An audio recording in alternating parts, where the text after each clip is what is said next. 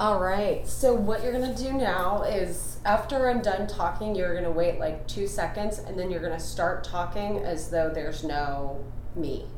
I mean, as though you're not answering a question. Okay. You're just talking about it. Okay. So first we're going to introduce yourself and where you work and how long you've been in Bernie, yada, yada. Okay. So, My name is Lisa Cronen, and I am from San Marcos, Texas. But I moved to Bernie in 2011. I came here right after my divorce. I moved here from Minneapolis, St. Paul area in Minnesota. And I moved here for several reasons. One, my grandmother used to live here when I was in high school and college. So I used to come all the time to visit her. And we'd go and have pie and coffee out on Main Street. Fell in love with the area because you walk up and down and fall in love with the little shops and all that. So when I got married, I said, one day I want to live in Bernie, Texas. But I never thought I'd get here until I was, retired and 70 and older. And but anyway, my divorce, I knew exactly where I wanted to come. And once I found out the schools were really good, I had 2 young boys, I said, this is where I want to be. And it's been a great time ever since. Great people, great community, everything. Schools, and, just a lot of great stories to tell from great people in the community. what's one of your favorite stories? So you're going to say, one of my favorite stories is... I know it sounds weird.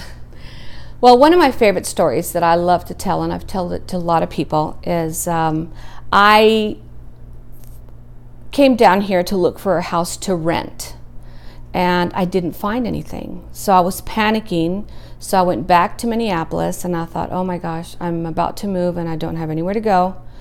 So a dear friend of mine from San Antonio, she went to college with me, her and her husband came out here and found me a little rental house in Herf Ranch. I don't know if you know where that is, but anyway, 3-bedroom, little bitty, 1,600 square foot house.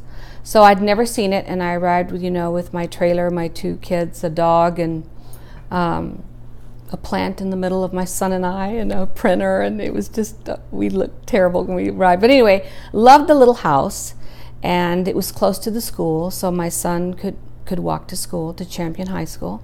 And the first thing my friend tells me, she says, I want you to meet a friend of mine in Bernie. I went to middle school with her, and I said, I don't want to meet anybody. I need to unpack. I need to get all my stuff out of storage. And she says, no, you need to meet my friend. You'll love her, and she's going to give you a call. And I said, well, tell her to call me like in a month. You got to unpack. And well, she called me the next day and said, I want you to come to Women's Wine Club with me tomorrow. And I said, oh, you're so sweet. I said, I really am not in the mood to be around people right now. I just got divorced a week ago, and I'm here, and I'm trying to get settled in my new house and my kids. And she said, I'll pick you up at 5.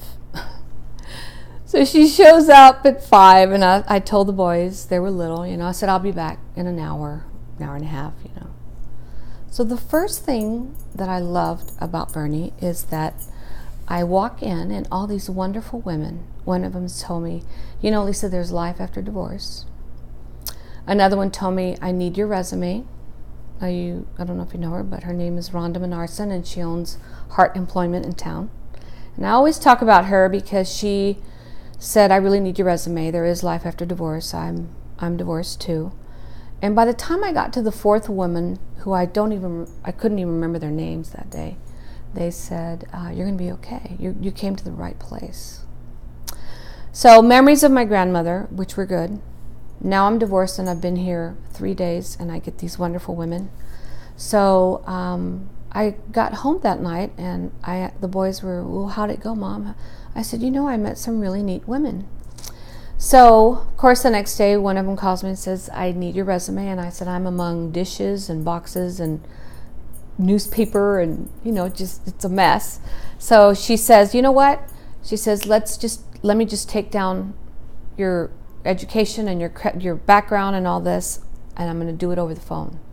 So she literally took all these notes about me on the phone, kept asking me questions. Wonderful, wonderful woman. Anyway, and she called me probably 7-9 days later and said, I got you an interview for editor of the newspaper in town. And I said, no.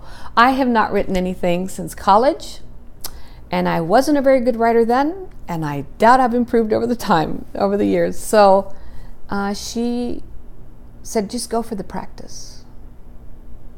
So I went, and I knew the interview would last 5 minutes, and I would be back at home unpacking more dishes and more, stuff. And I walked in, and she said, are you Lisa? And her name is Marie Hicks.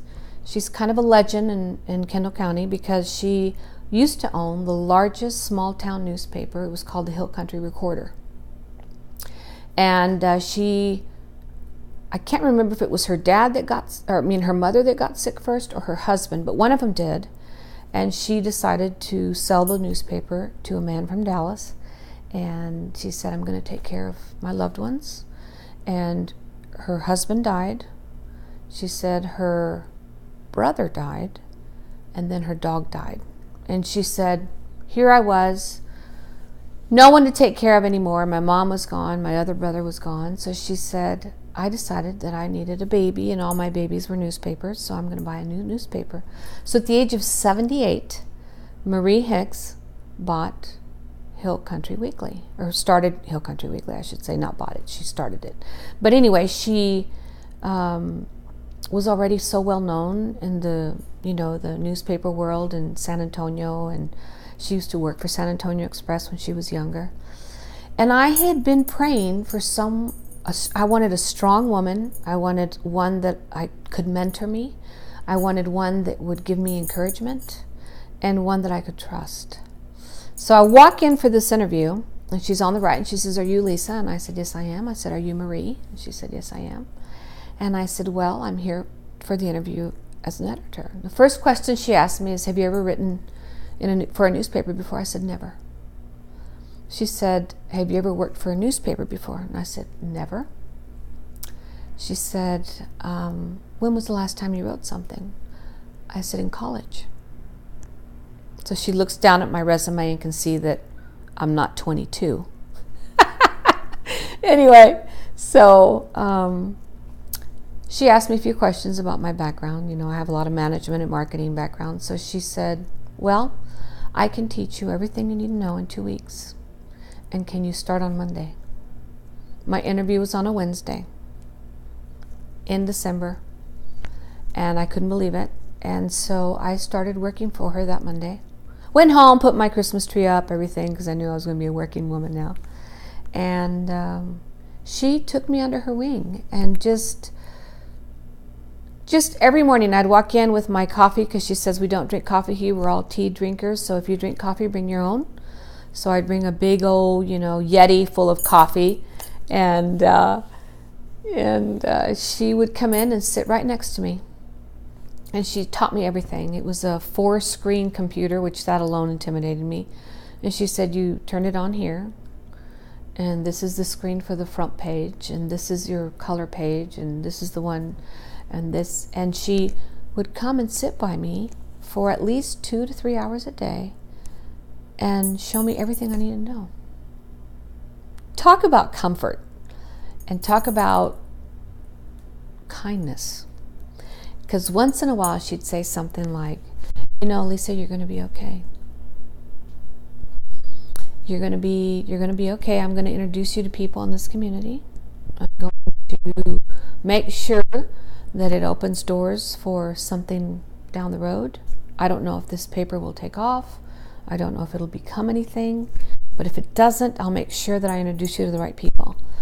And she did. She did. And she was a wonderful, I called her my husband sometimes. When I wanted advice, I would go to her, or when I wanted wisdom, she was so smart and just so easy to talk to. So it was a wonderful person to have in my new world in Boerne, Texas, with my boys, and the support was there. And a job. And I learned something new. And I was editor of Hill Country Weekly. So I'm going to ask you another question, and this is sort of a surprise question. Mm-hmm. You could not have prepared for this, so there's you just answer it the way that comes to you. How do you feel like you embody